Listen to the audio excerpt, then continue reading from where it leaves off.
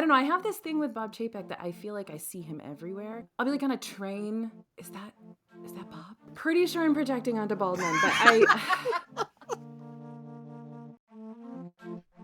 I'm Demi, theme park YouTuber, aka Magical Hijinx. And I'm entertainment journalist Joey Nolfi, and we've both been diagnosed with terminal theme park obsession, and we're definitely going to spread it to you on the Park Peeps podcast. We've got years of park expertise, and we're here to bring you piping hot takes, park tea, offer the best travel hacks and tips, and chat with guests in the theme park space. So sit down, buckle in, and pull up on that yellow strap while we dispatch for The Park Peeps podcast.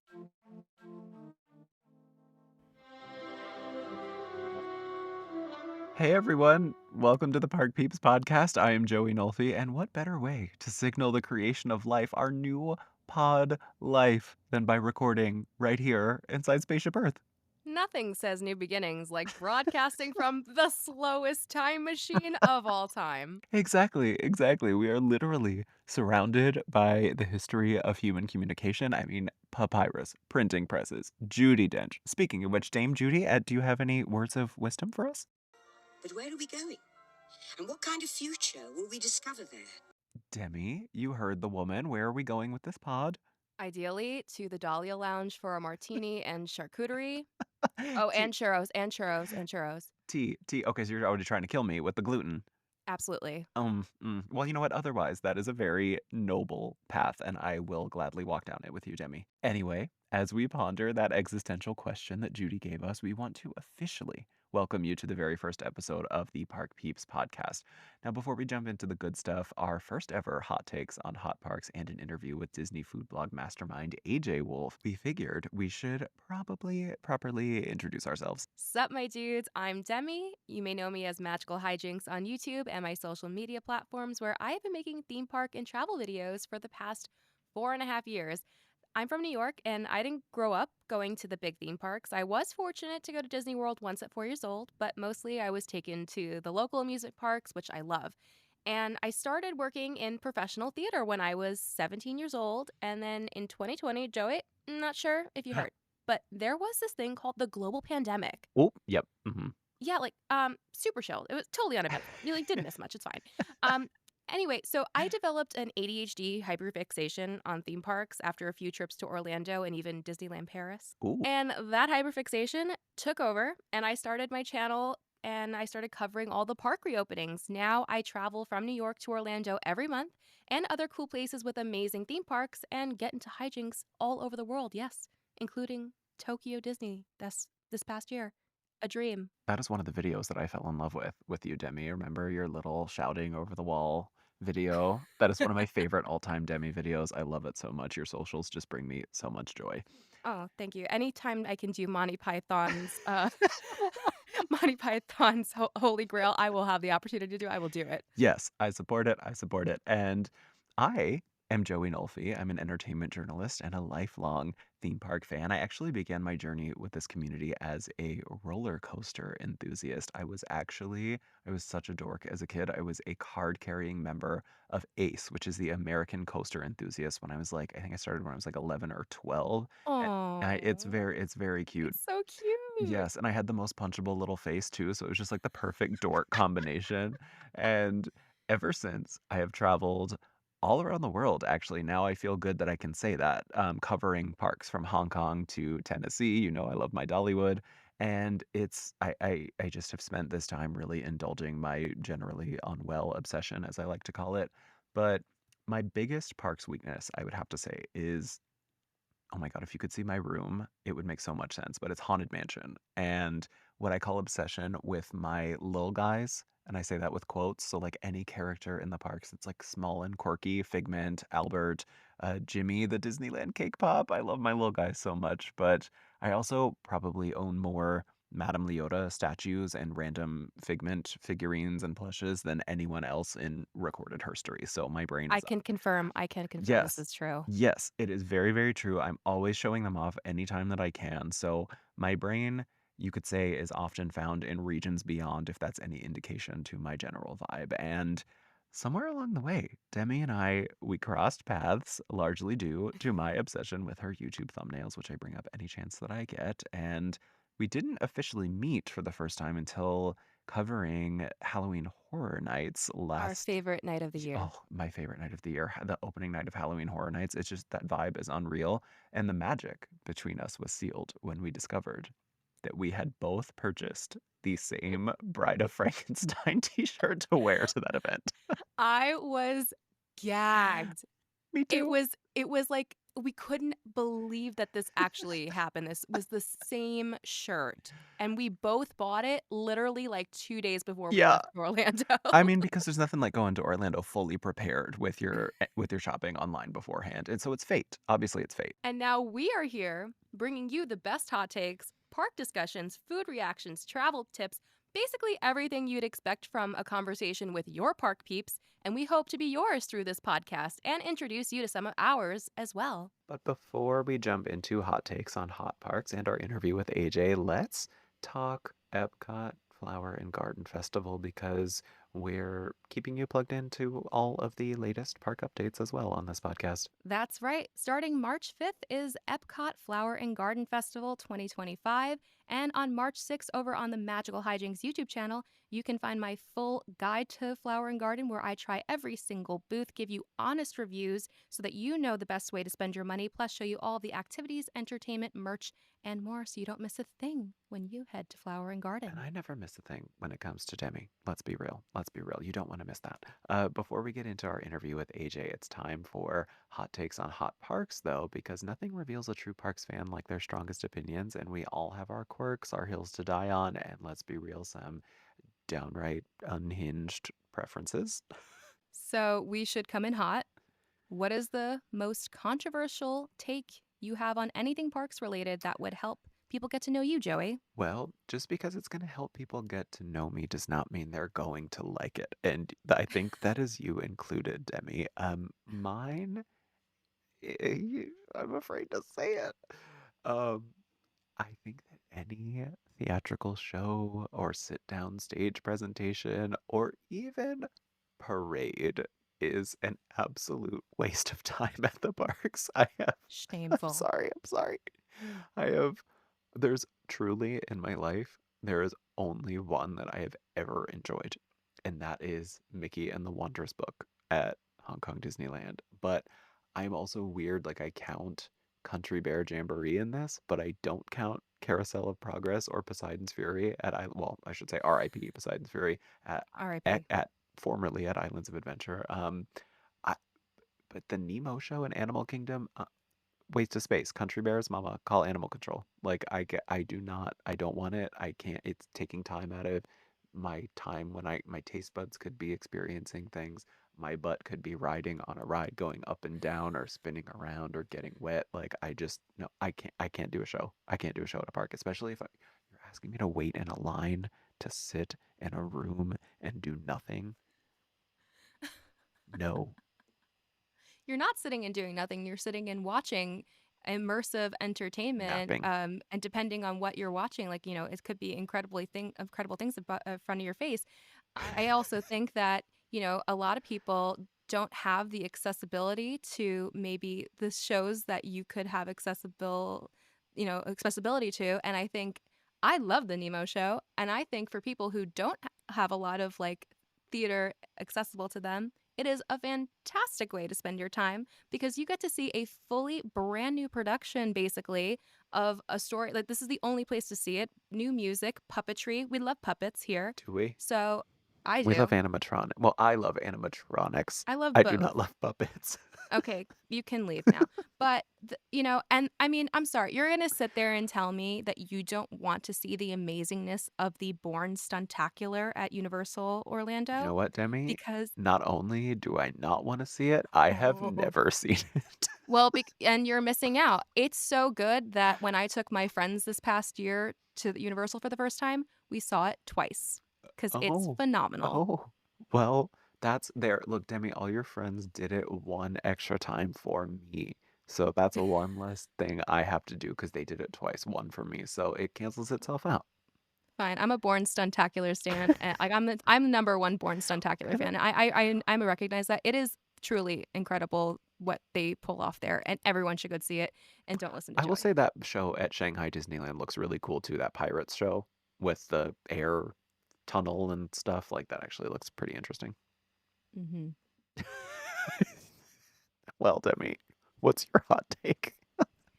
Okay, so, well, I'm going to give everybody kind of like a little inside information of when we're recording this episode because something happened today related to the parks that, oh, I've kind of had it already. Today was the first day that they took off virtual queue for Guardians of the Galaxy Yes. and for Tiana's Bayou Adventure.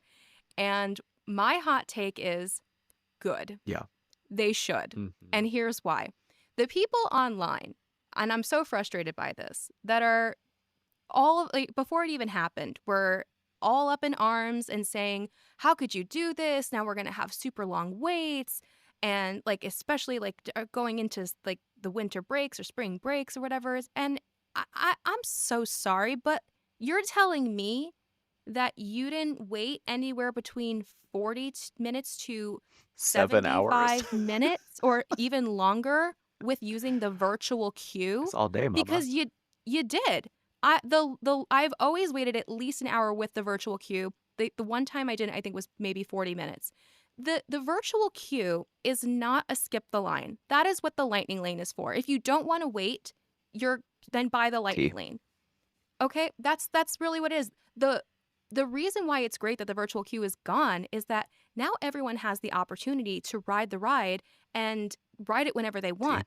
A lot of people forget, and I because I've been seeing it from definitely the theme park community of people that go frequently, annual pass holders and creators. And I think what a lot of people forget is that this is Walt Disney World Resort, where people go from all over the world. And some people save up their entire lives to go and go one time. So you're telling me that it's better to get a virtual queue to wait basically the same amount of time? Because I've been tracking the wait times all day. The morning it was crazy because everyone rushed over there. It was 65 minutes basically the entire I day. saw it at Sometimes 50. went down to 50. There you go. We've been tracking it. And the woman is too stunned to speak. we have to remember is that a lot of people, first of all, may not even know there's a virtual queue. They may not get the virtual queue. Maybe they get it and it doesn't work with their schedule because they have kids that need to go and nap or something. And that's the difference. Like now you can go whenever you want. And if you don't want to wait in that long line, get the lightning lane. And and that's, yes, of course, it's annoying that we have to pay for fast passes now, whatever, lightning lanes, multi-pass and single pass. But like there was no difference with the virtual queue when it came to the wait times. Not at all. It was actually longer, I think. I think it was sometimes longer. Like, I mean, sometimes I would get the virtual queue and I would not get on Guardians until like 6-7 hours later. So I'm like, it doesn't make any sense to me as to why people would be against this, because these are high capacity people eating machine rides. Like that they are built to have that kind of queue system, because I also kind of feel like with the virtual queue, they might have like overpacked it a little bit too. Oh, for sure. Like not as many people.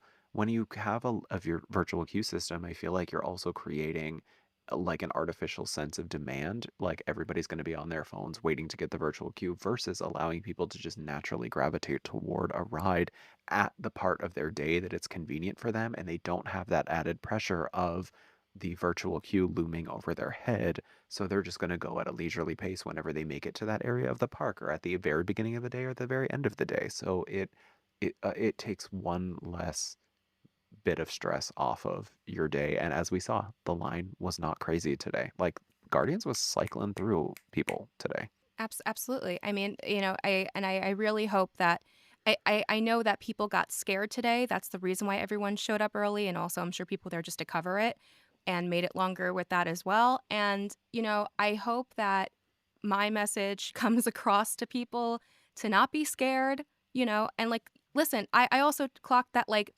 Frozen was also like 65 minutes. Remy was 70 minutes. So like, I don't understand. Like even meeting Anna and Elsa, I clocked that too, was 55 minutes. When it's a busy day at the park, it's a busy day at the park. Mm-hmm. Like that's reality. We're also at time of recording, we're down a ride right now in Epcot because Test Track, and which was one of the most popular rides, is down. So that's going to, give people other places. Like unfortunately, things like Mission Space which is like an incredible attraction, like in theory, like it's not for everyone. Like I just don't think I can ride it. So like a lot of people, yes, there's a ride there, but maybe people aren't gravitating to it. Oh, So I see what and you did and I there. think I see and what I you think did there. there it is. Yeah, and I believe Three Caballeros is also under refurbishment as well. So it's like, Yeah. you know, I for the first day, this was not bad Mm-mm. actually at No. all. And I hope people don't get scared about it. And, again, if you're just a person who knows that you won't wait on an hour line, Mhm. then just get the lightning lane Agree. Fully agree. because you already know that before you go there. Yes. That T. And Demi sums it up. Demi sums it up. So take a moment to cool your ears down from those scalding hot takes, and don't worry, there's plenty more where that came from next week. But right now, stick around because coming up next, we are chatting with my dear friend, Disney food blog icon and vocal legend, AJ Wolfe.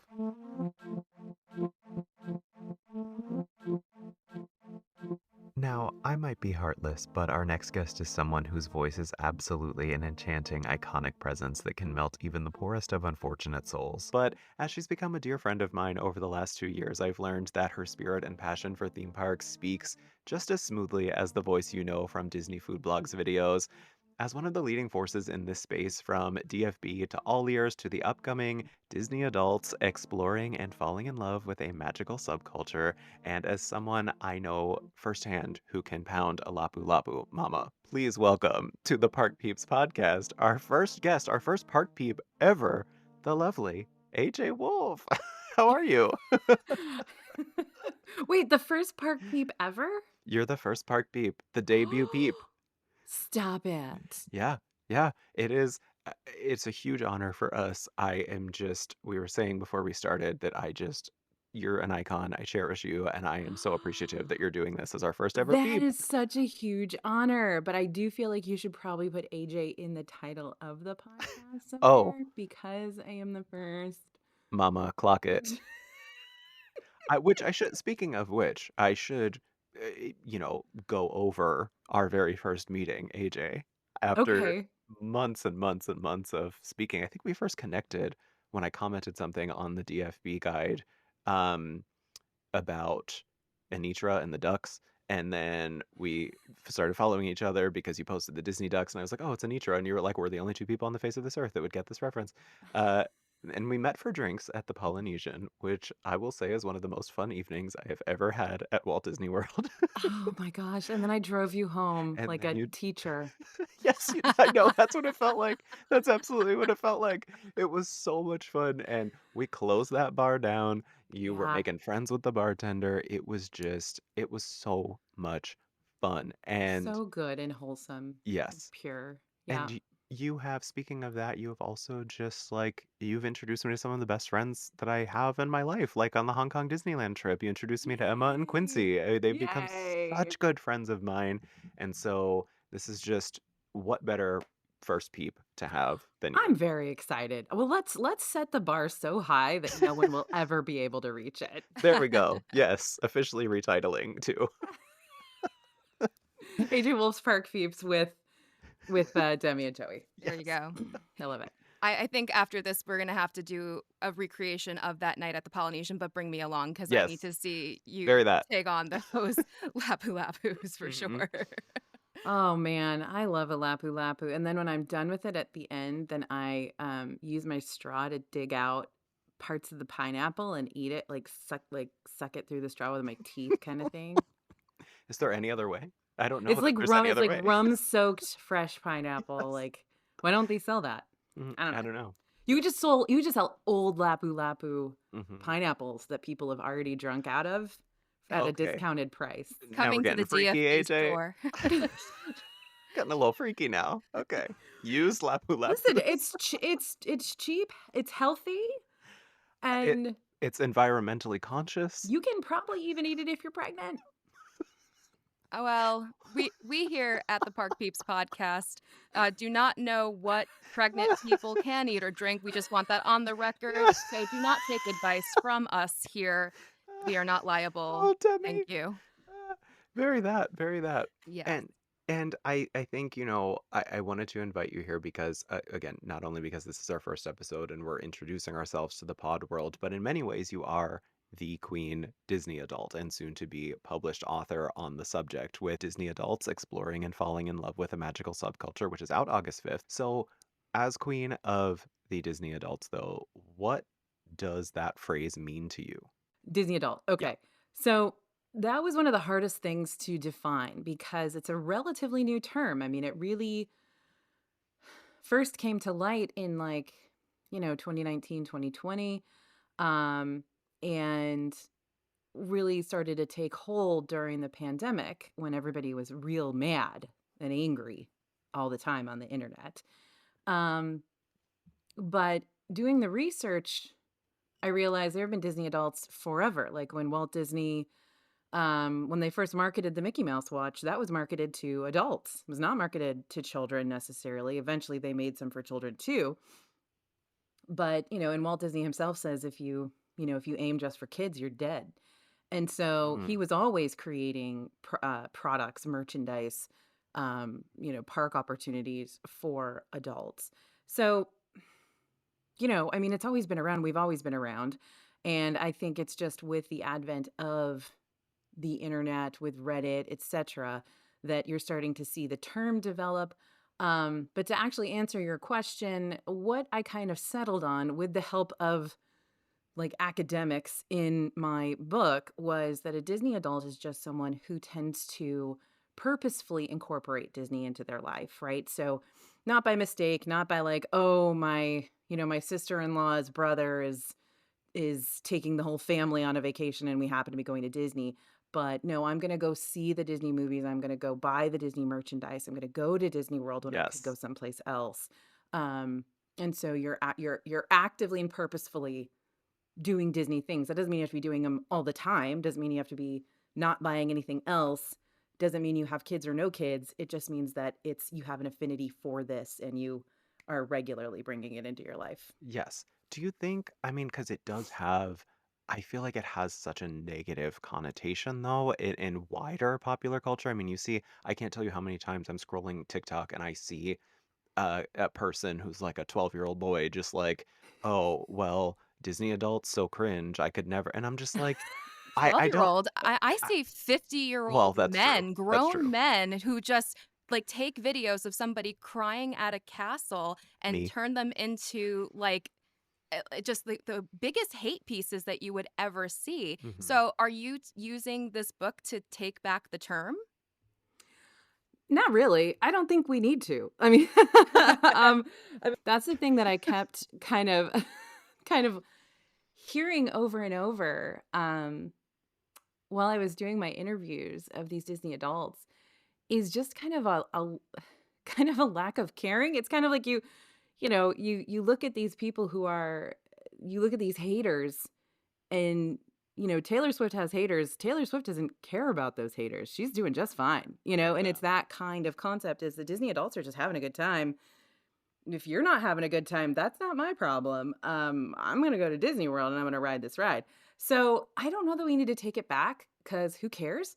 But there is quite a bit of hatred. I mean, I have a section of the book that's like, why, do we deserve the hate? There's literally a chapter called Do We Deserve the Hate? And it breaks it down. Like, why do people hate Disney adults? What is it about this particular subculture that makes people have, even if they don't even care about Disney, they have a weird thing about Disney adults. Um, Yeah. and so I break that down in my book a little bit of like, what are the elements to that? Whose fault is that? Where does that, what, like some weird old 50-year-old guy, why does he care? I don't understand. Yeah. So yeah, we definitely look at that. It's troubling that so many people look at something that makes others so genuinely, purely happy. I mean, as somebody who cries about connecting with this weird, unhealed inner child, or just escaping every day when they see the castle and knowing that they're not going to have a problem for 2 days while they're there, why does that outpouring of emotion bother people to their core at the point that they have to go out of their way to make an issue of it? It's weird, it's gross, and I wonder if there were any things when you were researching that you found most surprising or interviewing or researching things in this community and space that you didn't know before going into this? Um, yeah, one thing that I found, I will answer that question in just a second, but going back to the why are we hated? What's the problem? Um, what's fascinating is that, people aren't hated for liking other things. People aren't hated for being football fans, and because, and a lot of times the answer will be, well, you spend too much money on it and you spend too much time doing it and whatever. The real answer is it's a thing for kids and people think that's weird, right? Number one. And number two is there's a lot of misogyny and homophobia mixed up in it, Yeah. especially with the TikTok stuff. Oh yeah. Yes. What's going on with that, and how do we dig into that? While at the same time being completely honest about what the audience is. So that's super interesting. Something that I thought was really surprising was when I would ask Disney adults when I was interviewing them about their experiences being hated on by anywhere from the internet to their colleagues at work, getting flack from their colleague. You're going to Disney again? What is it about Disney? Their family members who are like, I can't believe you're doing that again. That whole thing. And what I got over and over and over and over again from Disney adults was, yeah, I mean, some people are weird about it, but really the worst part about being a Disney adult is other Disney adults. Also true. Over and over and over again. And that was shocking to me. And a big issue that they kind of posited was the hierarchy and the competition between Disney adults and the almost the condescension, like, well, I have an annual pass. You don't have this annual pass kind of thing. Or I Like have one-upping, yeah. the one-upping, constant one-upping. And I We're was just like, DVC. yeah, well, we're DVC or we're Club 33 or whatever. And I'm just like, really? Because I've never personally experienced that because I don't necessarily mix it in that way. Or maybe it's because I've been doing this for so long. It's like, yeah, I've been to 21 Royal, like I've done all this stuff because it's my job. But that I heard that from several of my interviewees are just like, yeah, sometimes it's just other Disney adults making people feel bad about themselves or making things seem like it's a bigger deal than it is, So I spent some time on that too. Like, why do Disney adults hate other Disney adults? Hmm. I mean, I can't think of another Disney adult that I hate, but I still think I haven't fully embraced my Disney adult era yet. And Right. see, I You're, even you're find still on your way. it's internalized Disney adult phobia because I'm like, when people say that to me, I'm like, well, I'm not a Disney adult. I'm a Disney Parks adult. And I'm not like singing, Whole New World in my car because I think to me, it's like in my brain, I'm like, that's a subvariant of like theater kid, which Okay. Mhm. Demi, I know I'm All getting right, into Demi territory. we're walking a very short But rope th- right here. this is what I'm saying is that I think it's like important to check that and just embrace it and just be like, no, this is something that makes me, if it has the power to make me this unabashedly happy in my everyday life, because that list is growing smaller and smaller by the day. It's like, why not embrace it? Why not? But you Yeah, but I'm a Disney adult. I do the same thing too. Like like now I just don't care. But I feel like when I first heard that term, I too was like, well, I mean, I'm a parks adult. I mean, I guess I like going to the parks. Again, I'm not like seeing every movie. I'm not listening to music. I'm not. But like I mean, just look behind my wall for the people you can't see. I have a whole thing of different things from all over the Oh, parks yes. and stuff. But yeah, eventually you just kind of have to realize, like, the internet's gonna internet, and you just take the term and put it as a badge of honor, I guess, or just Mhm. don't even mind it because it's whatever you like, really. Who cares what other people think what you like? There you And Demi, I know something else you enjoy is AJ's iconic voice. So, Oh, yes. AJ, Yes. I feel like it would be so wrong for me not to ask you, can you give me a, hey, this is AJ for a Disney Food Blog? Sure. Hey everybody, it's AJ for Disney Food Blog. Yay! This is my favorite video I've ever made. I Thank can't. you so much for that. Oh my gosh. It's like the even You though guys, they're both like wiping their eyes I like they're know, crying yes. right now is It what's going really on. is like because it's like, oh my gosh, even though you are my friend in real life, it's like the lady who talks to me while I'm eating dinner every night and watching her videos is talking to me right now. She's talking to me. It's so funny too because I just don't have that. I don't have that context, Mm. like I my best, and so whenever I talk to people or meet people or something, I always feel just very imposter syndrome, like very like what? I'm just this weird old lady, just talking about Disney, and I just don't have any context for that. And so in order to understand it, I pretend that I'm meeting my very favorite Antiques Roadshow expert, whose name is Jeffrey Munn, from the British Antiques Roadshow, and he values jewelry and stuff, and I love him so much, and I just don't know what I would do if I met him in person. This I is love amazing. this woman's mind. I He's love so this. cute. He's like this old man. Oh my God, I love him. So I'm like, okay, AJ, pretend you're meeting Jeffrey Munn. I'm like, oh my God, I don't know what I would do. We're checking the box on this whole pod. I mean, we're just Antiques Roadshow, Lapu Lampu, Disney adults hating each other, Disney adult on Disney adult crime. Like this Yeah. is just Yeah. we are Yeah. Yeah. really You're not, I skimming mean, through it. I don't, again, setting the bar real Yeah, high very is high, what's going on. very Well, high. I think something that our listeners, and I think everyone who is a fan of you and DFB, really would love to know, AJ. Do you have a physical form? No, no, you know what I am? I am the ghost of Christmas past in the Muppets Christmas Carol. The creepy little baby. Whatever that Creepy baby. Whatever that little who's that little angel? Yeah, she's like a young it's like a young girl baby that Yeah, I am. that's what Mhm. I am. These are the I'm her. shadows of the things that have been. Right.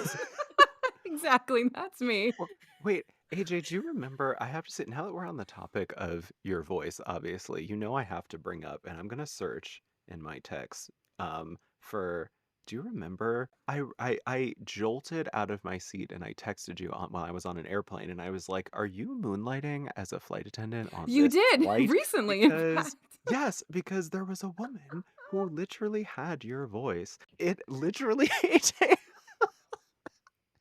it's you. You're keeping something from Did us. you see a little, like, iridescent baby on I did your not. I plane? try to Or avoid maybe all like a Kermit or a children. Gonzo? I did Like a not. Michael Caine? Oh, No.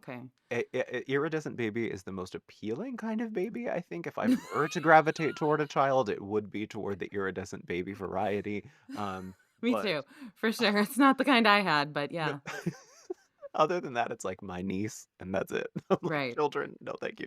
I was trying to find it, but there's actually some that's so funny that you said this because I was playing the new Mario Party, and there's one level where you go to the top and you can either have Toad give you a star or Bowser is there and he gives you Zatars, which are nothing, but the voice sounds just like you, where it says, "You got a Zatar." And my husband was like, "Was that AJ?" Oh, that does sound like me. That's awesome. Performance art. Wait a minute. Do you remember when everybody was seeing Bob Chapek at the restaurants that they went to? I don't know. I have this thing with Bob Chapek that I feel like I see him everywhere. Well, yeah, Like let's get into it. I'll be like on a train and I'll see a guy with like a bald head and a blue button-down shirt, and I'm like, It's Bob. is that Bob? How I'm many like, times has it I'll take actually been pictures. Bob? Like I'll surreptitiously take pictures of these guys. Like is that Bob at the 7-Eleven? And it's never like a full frontal picture of him. It's always like to the side or like like he's just popping up everywhere. I'm And I'm like, should I go talk to him? AJ, is it actually him or are you just Yeah, that's what I'm projecting wondering. onto bald men? Onto bald men. Pretty sure I'm projecting onto bald men, but I don't know because then he always disappears. Like I'll look away and then I look back and he's gone. So I don't know if this is just like a spiritual thing, but like I have a lot of thoughts, and I have pros and cons about Bob, and I'm just like, maybe I just need closure. Maybe I just need to talk to him and just to be like, you had a really hard job. You had a really hard job to do, and you got Well, the yes. company back in the black. And I don't know that anyone else could have done that. And I just want to tell him, we appreciate you keeping the company alive. You know what I'm saying? That was COVID, man. Things were bad. I think even regardless of if it is the next time you see someone on the train like that, you should just go up and say that anyway. Yes. Just get it out. It's a therapeutic exercise Yeah, at just this be like, point. listen, I just need you to listen. Just listen to me for 2 seconds, That's whether all. you're Just Bob don't Chapek even or worry not. about it. You can walk away, but I need you to listen. It's kind of Yeah. like, when like you lose a parent or a grandparent or something, and you need closure, and so you just like you have the conversation with someone else. Yeah, maybe that's what I need to do. Obviously, from starting DFB in 2009, was there a specific movie or a park visit or moment that sparked your love for Disney and the parks that was like the moment that made you say, I need to start this blog, made you go from just a park goer to, I need to do this for my work? No, I don't think so. I She's nothing but honest. And I listen, love it's it. no inspiration whatsoever. It started because oh wait, maybe I've got something for you here. It started because I was addicted to Disney at the time, addicted to Disney World, going to Disney World, and and nobody talked about the food, and that's what I loved the most. I was like, rides, who cares? But nobody was talking about the food online. And of course, Instagram didn't exist. Twitter had kind of just started. Facebook was still like college college kids. You guys probably don't know, you're too young, but Facebook started as just college. Um and and so I couldn't find any information, and Disney did not post its menus online. They didn't post any food pictures online. You didn't know what you were getting into. It was 200 restaurants and you had no idea what to expect. So I was like, someone's got to do this. And I of course had no idea how to do anything technological, but luckily I had just met my husband, who was a software developer. And I was living in New York City. He was living in Dallas, Texas. So we were long distance. That's a whole other story how we met, because we met on Match.com. But he's like, well, what can we do as a hobby together since we're not around each other as much as we'd like to be? And so why don't we start a website? And so that's kind of how it started. Is we initially started a website called WDW for Grownups. And then I was like, well, I want to do this thing about food because nobody's doing it. And so then we started to do that as well. And that's kind of how it came about is I was like, I don't want people to go there and spend a bunch of money on bad food. And like, how can I help, sort of thing. And so Yeah. that's how it started. Yeah, and it's like, I mean, you are, uh, something that you said to me once that that has always stayed with me is, especially as we get into this, you know, influencer culture, because you were there before that all really kicked off into what it is today, is I Mhm. remember you told me that it's the less it is about you, the more Mhm. people are going to pay attention. And it's like, you want to help people when they're going to these parks. You want to do something that is going to be additive to their day. And I love that that's what Demi does too. Demi is very good at doing that. It's and I find that the people that I am watching, it's like, yeah, it's nice to watch somebody go and enjoy a day at Disney when I can't do that myself. But like, I find myself gravitating toward the people who are actually going to give me useful information. And it's like you've built an empire on giving people useful information. And it does make me wonder, um, since you were there at the beginning of this influencer culture, and it definitely was not the way we think of it now. How has the industry of covering parks changed for the better or worse for you over the years? For me personally, or just in general? In general, yeah, I think in Yeah. general, and for you personally, we can do both. Okay. Well, that's both of those. Okay. Okay. I think in general it has changed drastically. I think it will continue to change drastically because if you look at the 10 years before I got started, right? Because Disney coverage started, back in the early 90s when people just started cobbling together their own websites and there were bulletin boards and stuff like that. And so if you look at how things changed from 95 to 2005, it was absolutely astronomical. And then from 2005 to 2015, wild updates and changes. And so to me, it just sort of feels like it's always the Wild West. You never get to a point where you can rest or relax because something is always going to change tomorrow. I mean, I had usernames on Periscope and Vine and like all of this pre-TikTok, all of the platforms leading up to TikTok, the platforms leading up to Instagram, and you just have to kind of keep an eye on everything and know what's going on technologically, but also know what's going on in the upcoming generation. What are they interested in? What are they looking at? What are they following? So that you can package the value that you want to offer in a way that they're going to want to consume it. And so it's just getting better and better and better at that. That is the key, I think, to being good at getting your information to the people that need it the most. Because I think that's like what I kind of said to you that day, Joey, was like, the first, if anyone wants to get into this business of being a creator, an influencer, whatever, the first thing you have to realize is nobody cares what you think until you make them care what you think. And so it's one of those things where if you're not adding value to their life, then they have no use for you, and they shouldn't. There's a million things coming at them every day. And you should be basically grateful to earn a spot in front of their eyeballs because you're giving them information that they need that's going to be valuable. And valuable information can be entertainment as well. It doesn't have to be, I'm answering your questions or whatever. It can 1,000% be I'm making you feel better about yourself. I'm making you feel better about a situation you're in, or I'm just taking your brain away from a situation you're in too. That's all value.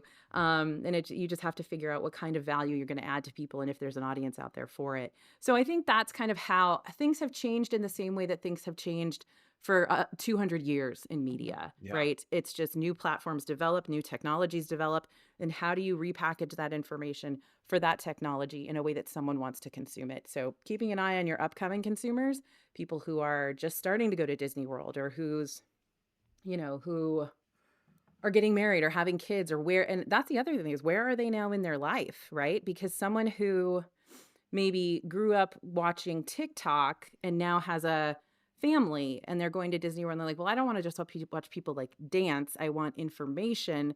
So who am I going to follow now to get that information? Because I'm not following the people I followed 2 years ago. Now I need to, you get it. So it's the same concepts. It's the same business. It's just different platforms and different technology. So I think we'll see it change, hugely in the next 10 years too, with AI and what AI is going to bring to the space. And recognize that AI is a tool. AI isn't scary. It's a tool that if you use it well, then you're going to be able to add even more value, right? Because you're going to be able to, potentially get access to even more information and be able to curate that into something that's going to be useful. So I think it's a really exciting time. We just have to, again, figure out how to change and evolve the way that we need to.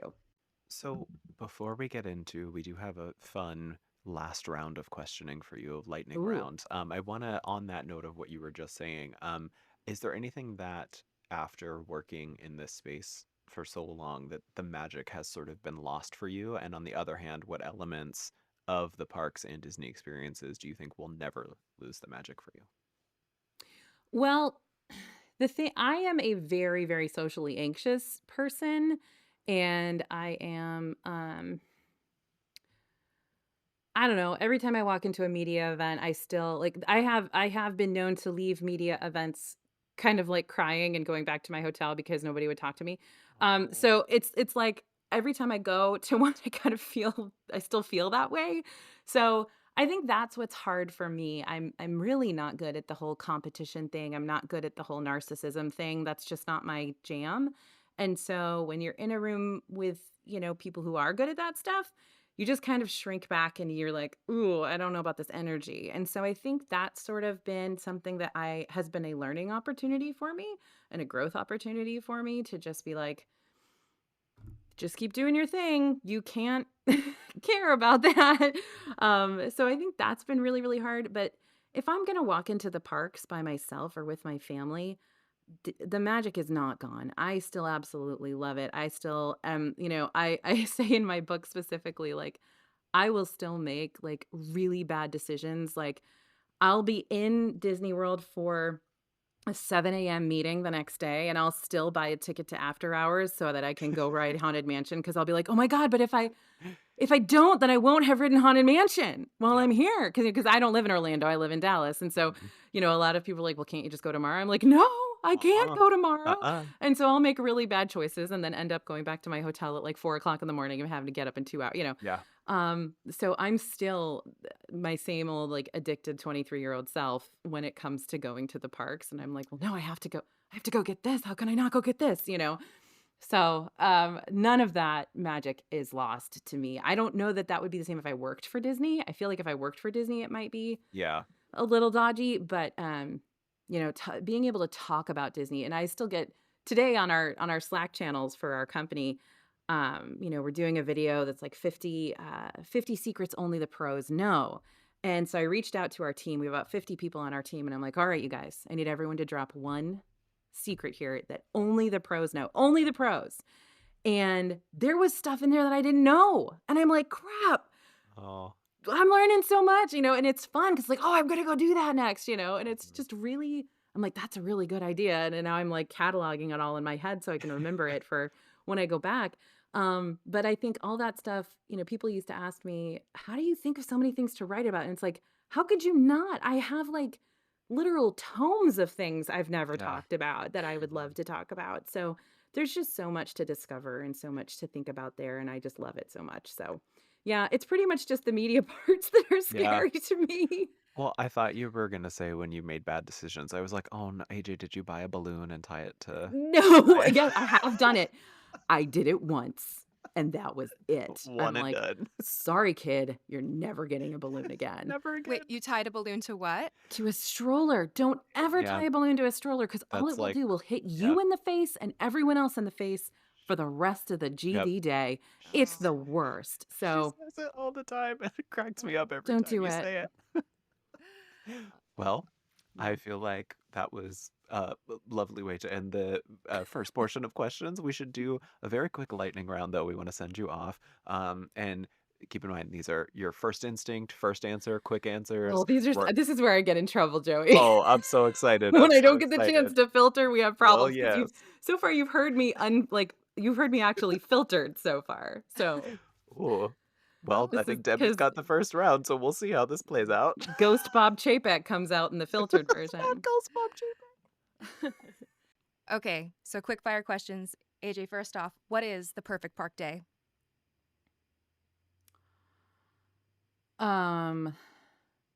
This is just for me. This isn't for anybody going to Disney for the first time. Um, I am probably gonna sleep until noon, Tea. and then I am gonna go to Animal Kingdom and walk the Tree of Life trails, and then go to Nomad Lounge for about 3 or 4 hours and have all my friends come visit me at Nomad Lounge, and then I will very quickly do the circuit of all 3 other parks with the hours I have left. That is my and then I will go and do night swimming listening to my audiobook. I love that. That's what I will do. Are you getting churros, bread service, or both at Nomad? I will usually get whatever the soup is, and then I will probably get mac and cheese, Ooh. and then I will get churros. And then I'll be there for a few hours, so I could really have the whole menu. But those are the first 3. And then we'll see what happens. We'll see what the specialty items are. Love that. If you could bring back one defunct attraction, what would it be? World of Motion. I never did that. I never got to. It was No, neither did I. pre my time. Maybe we'll get to see what the test Or track Kitchen Cabaret. revamp. It would be all of 1982 Epcot. I'm sorry. That's my answer. Yeah. Great. I'm sorry. Horizons, Kitchen Cabaret, World of Motion. I I'm just sorry, need those three. I thought I was speaking to AJ, not Breedlove.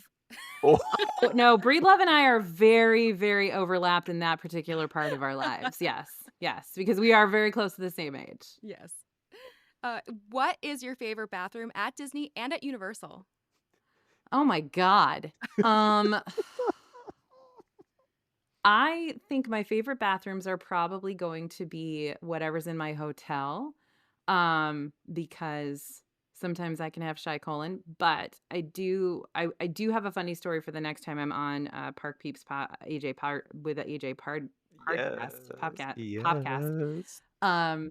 about the time I pooped my pants in Animal Kingdom, which we will have to talk about that. But it's not for the first episode. Okay, because my follow-up was like, AJ, Nope. we're telling that story right No, now. we're not telling it.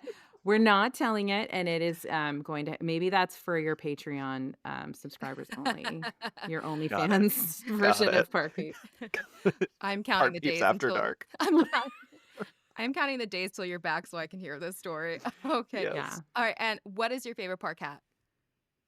My favorite park cat is what No. I heard, and the answer is Francisco in Disneyland. Honestly, it's fine. That's fine. I love Francisco. I think he's beautiful, and I feel like maybe he's a little nervous that his hair is so long, but he's got that tortoise shell going on. He's beautiful. Love. Okay. Okay. We'll adapt it for that. We'll I love adapt it. it for I that. love it. For future guests, do you hear that? If you interpret it as hack or cat, we're fine with either. Fine. So AJ, what is Hack never even came through. The second thing that was hat, your favorite park hat, Because was the second thing I heard. Because park hack is not very easy to say. Yeah, no, it's not. No, I say it a lot in videos. Oh my God. This is Why my favorite do I not park have hat. that hat? I don't know. Joey, why have you not literally mailed that to me? This is my favorite park hat. That's my favorite park hat of For all those of you that time. cannot see what's happening, Joey yes. is holding a hat with My E.T.'s E.T. face on it. Oh my It's God. just, it looks like a cinnamon bun with E.T.'s eyes. That's It what really looks does. I kind of want to Yeah. eat it. I have a funny ET story too, if you want to hear it, Oh, but we great. can keep going with lightning round. Oh no, we would love the funny E.T. story. Okay, so everybody knows that my favorite Universal ride is ET, right? And when I was little, I mean, I saw ET at the drive-in theater when it came out in the 80s, and my mom loved it, and my mom loved ET, and she always had a little plush ET in her bedroom, and I thought ET was the most terrifying thing in the world because he is. He is. has He's so long, scary. weird fingers, a weird little body, and he glows, and that's creepy. And so I will tell you the truth is that ET lived in my closet when I was little, and so I could see the red under the door. Like I knew he was there, and it terrified me. But my mom had that scary ET in her, and so I kept like hiding it. Like I'd put it in the laundry basket, or I'd put it in a drawer or something, and he'd always come back.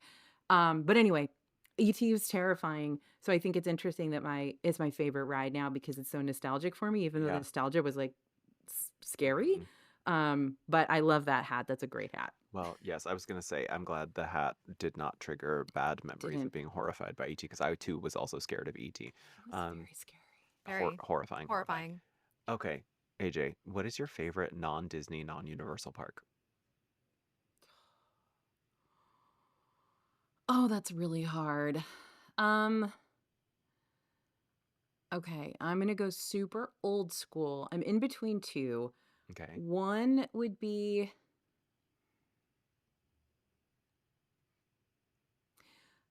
I'm going to say Cedar Point only because I have not been to Dollywood. And I think when I go to Dollywood, that might change. But as of right now, it is, I'll go really old school to Cedar Point because I love Cedar Point. Oh, I love it. I go know. to Cedar Point every year, and I went to Dollywood for the first time in October. AJ, I think you're gonna love it. I'm going to love it. A plus. I Yeah. Dollywood. I also haven't been to Dollywood Demi yet. also hasn't been. It's been on my bucket list for years, but because it's so far from the It's so airport, good. it's like You literally actually have to drive. it's more expensive for me to go to Dollywood than it is to go to Disney or Yeah. Universal because I would have to get a car. I would have to Mhm. that it's a lot. That's the only thing with Dollywood. It's really tricky to get to. That and Silver Dollar City, they're so hard to get to. But we have to go. So, Demi, we have to go and we will get a cabin Mm, in the mountains. T. love. And it'll be like a week in the cabin, a week at Dollywood, and then it'll all come together at the end. And That's Bob great. Chapek in the woods. Probably. I mean, Please. he's an outdoorsy kind of guy. Yes, he is. So, All right. AJ, next lightning round question. What is your favorite place to drink in the parks? I think we already answered that. True. What is your most embarrassing park moment? Which I feel like we might have also kind of already answered, but not really.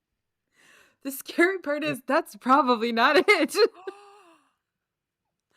I don't know. I think just every moment in the parks is embarrassing. Just in general, just like existing is embarrassing for me. So that, I feel that. I feel that.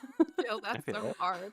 I I feel don't it. know. And like, it's funny because in order to be embarrassed, you have to think that people care about you and are looking at you at all. And I genuinely don't. Like, I have these weird competing, like, nobody cares about me, and then well, everybody must be watching me be embarrassed. It's like, well, why if they don't care? So it's like my insecurities just sort of battle one another. Mhm. So most embarrassing park moment, probably when I was speaking at Disneyland Food and Wine Festival. I was on the stage. I was doing a presentation about the best Disneyland snacks or like secret snacks or something like that. I don't remember. And there's a whole audience out there, and we did a Q&A, and someone asked me, what's your favorite thing to eat in the parks? And because I'm so I like can't I can't function when I'm in front of people like that, and which is bad because I really want to go on Late Night Seth and promote my book, and so I've got to get over that. But I was like, chicken tenders, and everyone's like, what? And then later, someone came up to me and said, "Don't you really like the Monte Cristo and the pommes frites?" And I'm like, "Yes, that was the right answer." Chicken tenders. So I've never forgotten it. And from now on, anytime anybody asks me, I say Monte Cristo with pommes frites. But I'm like, chicken tenders, because I do love a chicken tender from Disney. Like, let's be honest. And when I'm by myself and alone, I eat chicken tenders all the time. So, but anyway. Literally same. Like I could be out at so a good. festival all day taking little bites all day, and then I get back to like a room in All Star Sports. I'm gonna stop at that food court and get me some chicken tendies. Chicken tendies. Like, that's the thing. We should do a book about what you eat in your hotel room. You know what I'm Yes. saying? That's Because- our next. Can we make a book together, AJ? That's our book. Yeah. And I know all the- AJ doesn't want to make any kind of food book with me because AJ likes to regularly shame my gluten intolerance. I was like one time I was like, AJ, why do gluten-free videos? And you were like, we like our videos to do views. We like our videos to be watched. Thanks. Yeah. But I did tell you that we put gluten-free You do. information into the videos that may not just be called Correct. Disney World gluten-free. Correct. So it's all in there. Like, Yeah. It's just not. So Yeah. to be able to search it out on. So I'm excommunicated from the book. Okay. We got two more. When was the last time you cried in a park and why?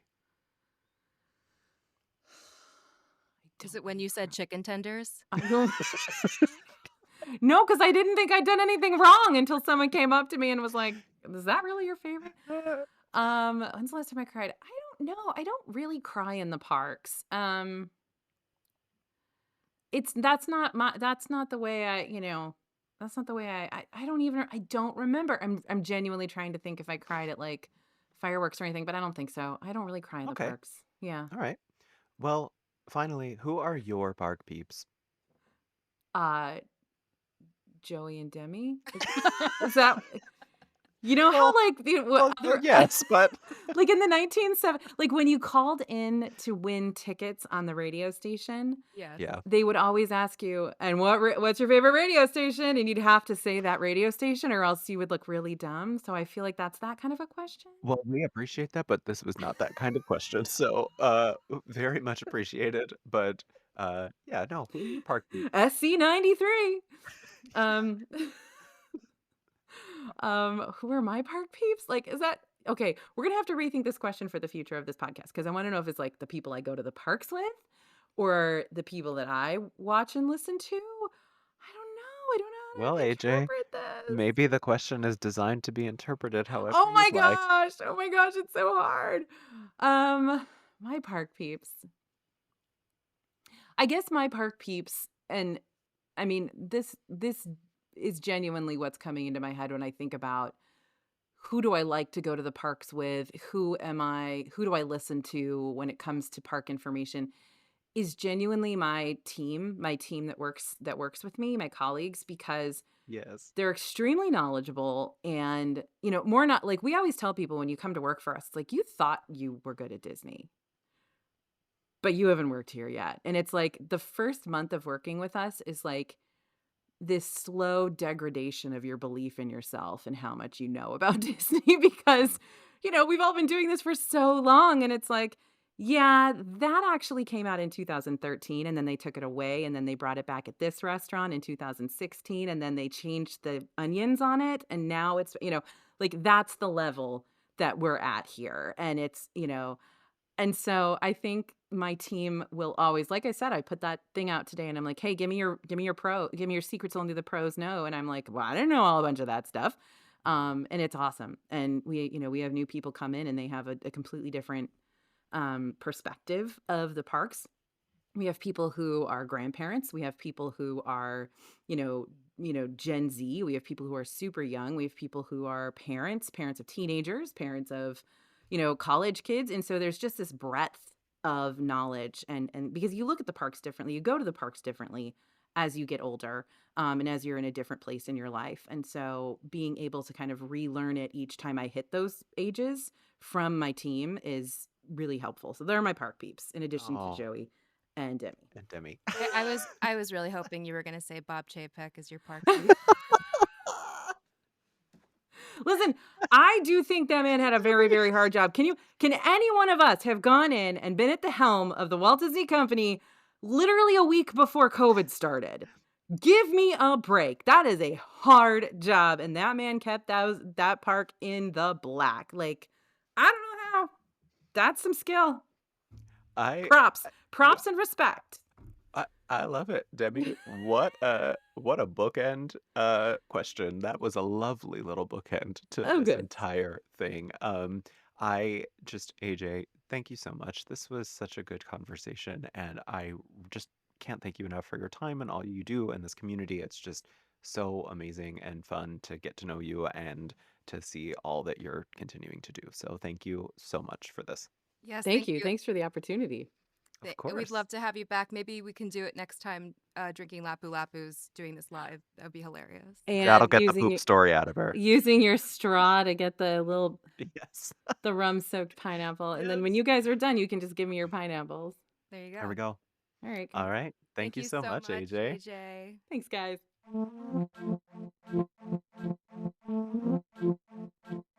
Well, we did it, y'all. Just like Dinosaur in 2026. The first ever Park Peeps podcast episode is history. Oh, that's so rough. Don't forget to follow us at Park Peeps Pod on all socials and keep up with me, Demi, at Magical Hijinx. That's MAGICALHIJINX on YouTube, TikTok, Instagram, Threads, and Blue Sky and Facebook for you older crowds. And I'm Joey Nolfi everywhere on social. We really want to know how we did, so please make sure to subscribe and leave us a comment, agreeing with our hot takes, disagreeing with our cool takes, telling Demi that she is very, very wrong for her hot take, and telling me that I'm so right for my hot take. Whatever you want, just make sure you leave us a comment and tune in again next week because we'll have an even spicier episode and so much more all coming soon. We hope to see you back here with us next week on another episode of the Park Peeps Podcast. Y'all. Y'all.